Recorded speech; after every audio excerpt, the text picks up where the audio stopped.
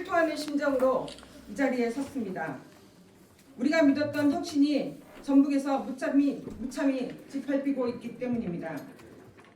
조국 혁신당 전북도당의 비례대표 공천 과정은 불통이었고 당원들을 향한 오만이었으며 정당 민주주의를 내팽개친 무책임의 극치였습니다. 이것은 단순히 특정 후보의 낙천에 대한 항의가 아닙니다. 당원이 주인이라 외치던 전북도당이 어떻게 당원위에 군림하는 권력으로 타락했는지를 고발하는 준엄한 경고입니다. 짜고 치는 고수도 답정너 공천을 당장 멈추십시오. 이번 비례대표 공천은 시작부터 끝까지 결론을 정해놓고 연출한 밀실각본이었습니다. 특정 후보를 비례 1번으로 내정해두고 공모와 면접이라는 껍데기만 씌운 채 당수 공천이라는 결론으로 직행했습니다. 묻습니다. 이것이 조국 혁신당이 말하는 공정입니까? 이것이 우리가 기득권 정치를 깨부수겠다며 자부했던 혁신의 모습입니까?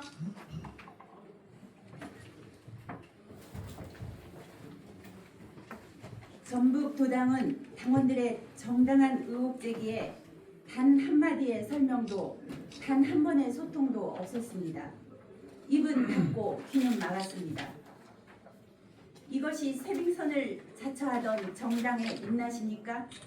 지금 전북도당은 혁신의 선봉장이 아니라 구태 정치의 쓰레기통으로 전락하고 있습니다. 전북도당 위원장은 공심이라는 방패 뒤에 숨지 마십시오.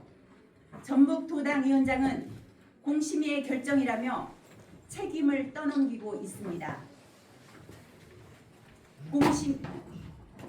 공천의 판을 짜고 방향을 설정한 몸통이 누구인지 당원들은 이미 다 알고 있습니다. 지도자는 결정의 순간에 앞서고 결과의 순간에 책임지는 자리입니다. 지금 위원장이 보여주는 모습은 책임이 아니라 회피이며 정치가 아니라 비겁한 침묵일 뿐입니다. 당원의 선택을 박탈하고 공인을 기만한 죄, 그 책임은 오롯이 위원장에게 있음을 분명히 경고합니다. 원칙을 잃은 정당은 미래가 없습니다. 조국 혁신당은 스스로에게 물어야 합니다. 과연 혁신이라는 이름을 올릴 자격이 있는지 말입니다. 당원들의 자부심을 난도질하고 공인의 기대를 배신한 정당은 반드시 심판받을 것입니다.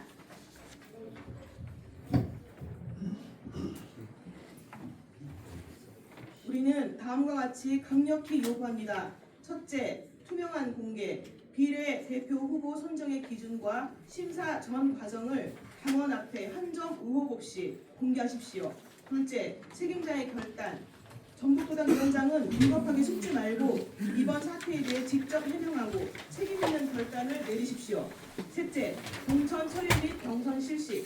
당원의 선택권을 원천 동세한 단수 공천을 즉각 철회하고 민주적이고 공정한 경선을 다시 실시하십시오. 정당이 원칙을 버리면 그것은 정당이 아니라 이익 집단일 뿐입니다. 전북도당이 지금이라도 과오를 인정하고 진정한 혁신의 길로 도피할 것을 강력히 촉구합니다. 만약 우리의 정당한 요구가 무시된다면 우리는 깨어있는 전북 당원 및 도민들과 연대하여 이 불의에 맞서 끝까지 투쟁할 것을 천명합니다. 2026년 4월 29일 조국혁신당 전북 민주적 공천을 촉구하는 당원 일동.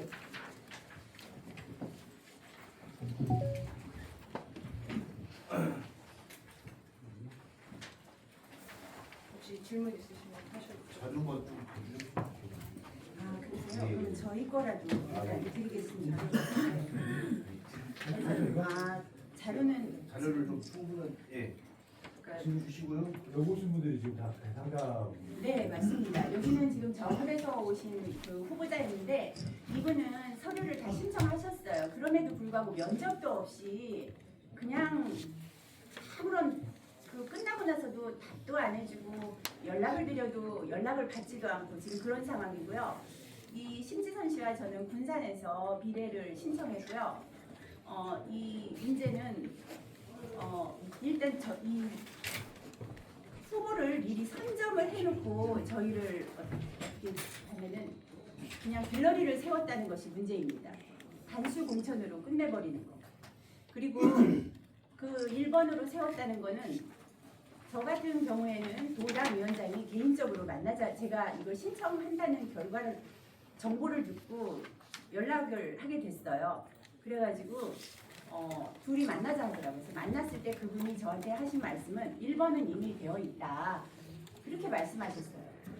이게 치루어지기도 전에 이 서류를 받기도 전에 그러면서 이미 정해져 있으니까 하려면 하고 알고 해라 이런 식으로 말씀을 하셨거든요. 그리고 그 후에 2번을 하려면 해라. 그 저는 사실 그때 처음 만남에 그 이유를 몰랐어요. 아 이렇게 1번도 하고 2번도 이러나? 나중에 알아보니까 그런 것은 없다라는 거예요. 그 두 번째 다시 만나게 됐죠 둘이. 그때 당시에 한 말씀은 1번, 2번 우리는 없다. 공정한 경선을 치르겠다. 왜? 본인이 느낀 거예요. 아 내가 처음 한 말이 실수였구나. 그러니까 두 번째 만나면서 그렇게 말씀을 하신 거예요. 그러면 저도 그랬죠. 그리고 그때 제가 첫 번째 서류 접수할 때 그분의 그 하지 말라는 그 서류를 넣지 말라는 그 말을 듣고 3월 24일 제가 첫 서류를 넣지를 못했어요. 그리고 다음에 그러면 내가 한다고 하면 다음에 기회가 있겠느냐 하니까 다음에 공고가 난다는 거예요. 그때 하라는 거예요. 그래서 제가 4월 8일 날 그때가 두 번째 신청하는 날이었는데 제가 도당에 그 서류를 내고 오니까 조직국장이라는 분이 전화가 와서 우리 더 이상 받지 않는다. 이미 2명이 했다. 더 이상 받지 않는다. 그래서 제가 도당 위원장한테 바로 연락을 했거든요. 그랬더니 잠시 후에 서류를 받겠다. 이런 식이에요. 그래서 이렇게 하고 그다음에 정당한 경선만 치러주면 되겠다. 그러면 그렇게 해달라. 원칙대로 우리는 경선을 하겠다. 이런 얘기들을 우리 지역 위원장님한테도 들었고 여기 전국 도당에서도 그렇게 할 것이라고 했는데 그 말은 그냥 하는 말뿐이었던 거예요. 그래서 저희가 이게 전달이 안 되는 게 도당에도 전달이 안 되고 만나지도 않고 중앙당에 얘기하면 그래서 저희가 재심도 신청을 했는데 기각이 됐어요. 중앙당에다 얘기하니 도당에다 얘기하래요. 시 지역위원회에다 얘기하래요. 거기다 얘기하면 받지도 않고 그리고 저희하고 한번 연결이 됐을 때 월요일 날 회의가 있으니까 그때 와서 공식적으로 얘기해라 하고 가니까 그때는 회의가 취소됐대요. 이게 조국혁신당에서 과연 이래요? 저희가 조국혁신당을 선택한 이유는 정말 혁신적으로 거대 정당에게 맞서서 대한당으로 정말 이게 할 수 있겠구나라는 어떤 희망을 가지고 있는데 지금 상황은 거대 정당보다도 못한 그런 행태들이 벌어지고 있어요. 소통이 안 되는 게 가장 문제예요. 이해가 안 돼서 그러는데 각 시 의원 비례를 신청하신 건가요? 네, 저 시비례고요. 여기 도비례 신청하셨고요. 그럼 그 1번, 2번 정했다는 게 각 지역이나 도마다 또 다를 거 아니에요? 다 달라요. 근데 그 기준이 없어요. 분들은 1번, 2번 다 정해져 있었다. 네, 단수 신청한 곳은 단수 후보로 결정된 곳도 있는데요. 지금 오신 곳들은 중복으로 2명 내지 3분이 신청을 하신 곳인데도 불구하고 면접으로만 경선 없이 그러니까 당원 당규에는 당원들의 투표로 결정을 하라는 당원 당규가 있음에도 불구하고 그런 그 과정을 지키지 않고 단수 공천으로 끝낸 것이 지금의 전주와 정후보 면접 자체를 안 하셨고 그 다음에 군산이고요. 저는 도비례를 신청을 했습니다. 도비례를 신청했는데 그 이제 서류 접수하고 면접을 앞둔 며칠 전에 제가 이제 도당위원장을 좀 찾아뵙고 이런저런 얘기들을 했는데 그 말씀 와중에 저한테 그 말씀을 하시더라고요. 당원 당규 의하면 공심위에서 뭐 결정하지는 않거든요. 근데 저한테 말씀하시길 공심위에서 결정하겠죠. 그러면 지역으로 가든가. 이 말씀을 면접 전에 하셨어요. 그 말씀에는 많은 내용이 제가 설명을 안 드려도 내포가 되어 있다고 생각을 하고요. 3명이 접수를 했습니다. 그런데 저는 이제 지역에서 많은 소문들이 있었어요. 내정자가 내려온다. 이런 말들이 있었는데 저는 몰랐어요. 나중에 알았고 2월 말에 실제 어떤 분이 내려와서 계셨고 저는 제가 조금 더 설명을 드리자면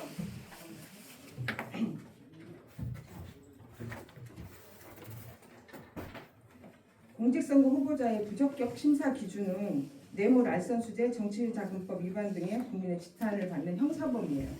그리고 부동산 투기 등 중대한 비리가 있는 자입니다. 그리고 공직선거 후보자에 대한 심사를 위한 평가 항목이 있습니다. 이 평가 항목은 출마의 법적 자격, 정체성, 기여도, 도덕성을 심사합니다. 이런 항목들로 저는 공심위가 이루어졌다고 생각을 합니다. 그러면 여러분들이 아시다시피 저의 정체성에 대해서는 4년 의정 활동도 있고 그동안 활동에 대해서 말씀드리지 않겠습니다. 당에 대한 기여도, 저는 25년도에 당대표 권한 대행님의 1급 포상을 받았고 26년에는 내란 저지 특별 공로 포상을 받았습니다. 당에 대한 기여도는 제 페이스북에 활동으로, 자원봉사로, 참여로, 피켓 시위나 이런 것들로 다 나타나 있습니다. 그런 것들에 대해서 이 공심위 위원님들이 단 몇십 분 만에 면접으로 저를 아웃시켜서 경선, 그러니까 당원들의 투표를 할 수 없는 면접에서 아웃을 시켜서 경선에서 배제를 시켰습니다. 그래서 청년들로만 지금 경선 과정을 진행하고 있는 걸로 알고 있습니다. 위에서 내려왔다는 자체가 이게 소문이었지만 2월 말에 실제 사람이 왔기 때문에 그렇다고 생각을 하고요. 당원들이 생각할 때는 지침이나 압박으로 느껴지지 않을까요? 그리고 당원 주권이 훼손된다는 인식이 생깁니다. 또한 후보 간의 공정성의 논란도 커지고 투표 전에 지역 내 갈등을 유발할 수도 있습니다. 공정성과 정의는 무너진 과정이었습니다. 지역구 전략공천도 아닌 지역에서 당에 대한 기여도와 당원들과의 연대를 무시하고 실시한 밀실공천은 무효라고 생각합니다. 저는 이번에 공심위 면접 이후에 정치적, 인격적 살인을 당했다고 생각하고 있습니다. 그동안의 활동들이 무시되었고 저의 의정 활동도 무시된 이 처사가 매우 가슴 아플 뿐입니다. 지금 위에서 내려왔다는 분이 도광역 비례 1번을 받으신 거예요? 네.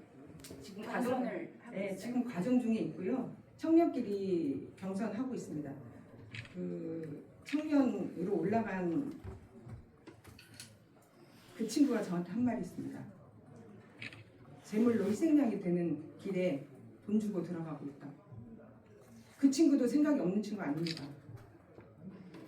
그러니까 본인도 능력의 차이나 기여도의 차이에 대해서 저를 먼저 생각하고는 있었지만 함께 경선하리라고 본인도 생각을 하고 있었던 것으로 생각을 하고 제가 아웃이 된 거에 대해서 그 청년이 경선에 올라간 그 청년이 눈물로 저한테 글썽이면서 쳐다보며 그렇게 얘기를 했습니다. 경선 비용 500만 원을 내면서 제물로 희생양이 되는 길에 가야 하냐고 저한테 물었습니다. 그 친구가.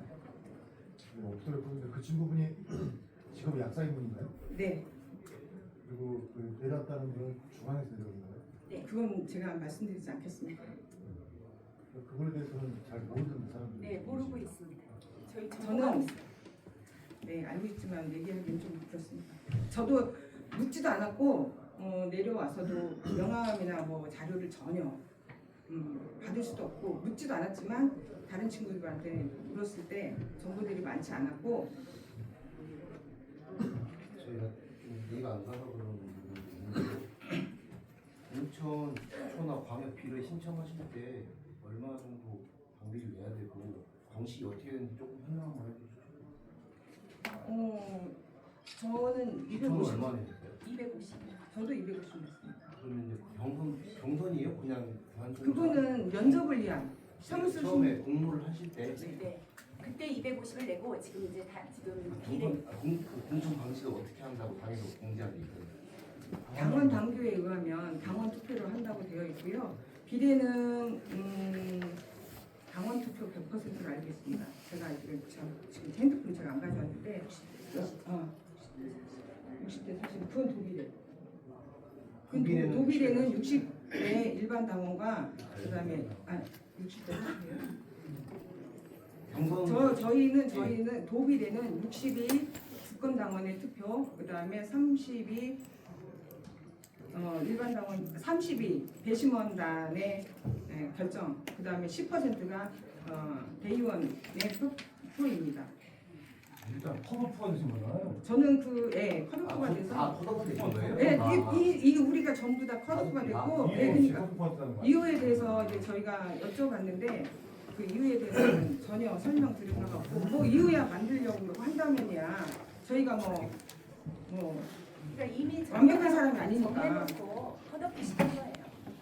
그리고 그에 대한 얘기도 할 수 없는 이 소통이 안 되는 게 문제고, 저희가 지금 뭐 개인이 이게 안 됐다고 해서 문제가 아니라 이 시스템의 문제를 말씀드리는 거예요. 제가 얼핏 듣기로 그 사무처장, 부당 사무처장의 의중이 이번 굉장히 많이 반영됐다는 이런 맞습니다. 얘기.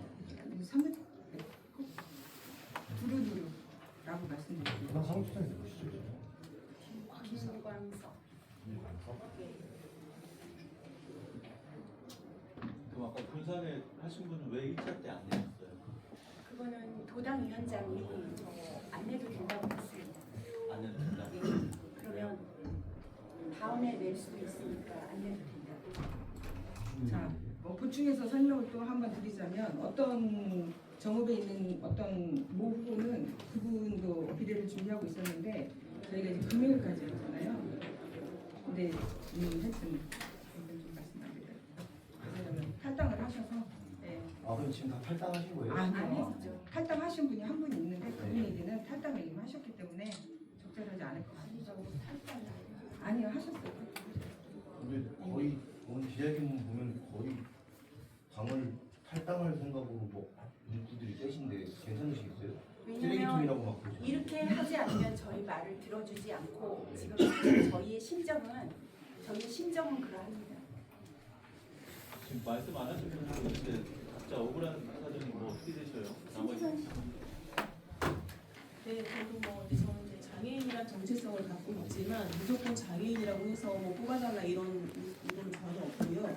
공정하게 심사를 통해서 결과가 나왔으면 억울하지 않을 텐데 면접만 보고 일단은 컷오프가 된 상황이라서 몹시 억울하고요. 일단 이거 근거는 뭐냐면 당원 당규에 분명히 경선을 치러야 된다고 나와 있음에도 불구하고 저희의 재심 청구가 기각이 됐습니다.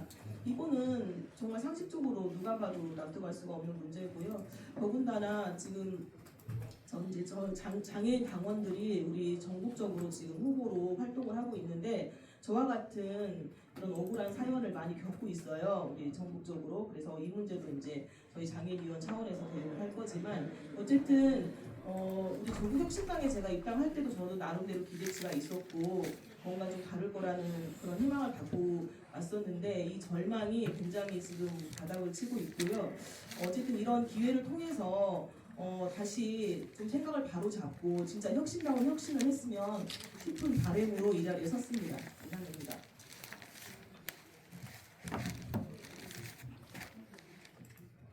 그럼 지금 절차 말씀하세요. 저도 전국 혁신당이 좋아서 확인하고 교육하고 모범으로 준비 다 했습니다. 그래서 정무 사무실 위원장이 시장 후보로 나오기 때문에 사무실이 없어요. 돌담을 오가가면서 당원서에 점수가 있으니 당원서를 받으라 그래서 그 당원서는 쉽지 않잖아요. 그래서 열심히 저를 보고 당원해서 많은 당원서를 200건 이상을 했더니 그 사무실에서 김광석 차장이랑 위원장이랑 정읍시장 후보 다음에는 이렇게 나서 서로 굉장히 인정을 해주더라고. 아무나 이거 받는 것이 아닌데 이렇게 열심히 해서 저 열심히 합니다. 이번에 진짜 하려고 열심히 하고 있습니다. 그러고 했더니 어느 날 이게 접수 마감이 됐어요. 3월 27일. 그래서 접수 26일 날 가서 저기 하고 27일 날 접수를 했어요. 아이고 이렇게 잘 해오셨네요. 고맙더라고요. 그러나 다음에는 면접만 남았지 않습니까? 면접을 기다리는 없어요. 면접 연락. 사람이 촉이 있는 것 아니에요? 세상에. 전화를 그렇게 해봤더니 일부 면접한 사람은 있어. 이상하다 하거든요. 전화를 했어요. 그다음에 아무 전화를 안 받아요. 그래서 전화를 안 받아. 그 김광석 차장이나 위원장이나 또 문자로 또 면접 준비하고 있는데 궁금하네요. 날짜는 다 가고 궁금하네요. 연락이 없어요. 그래서 문자로 전화 이렇게 안 소통이 안 되니 하기님들은 전화 좀 해주세요. 안 왔어요.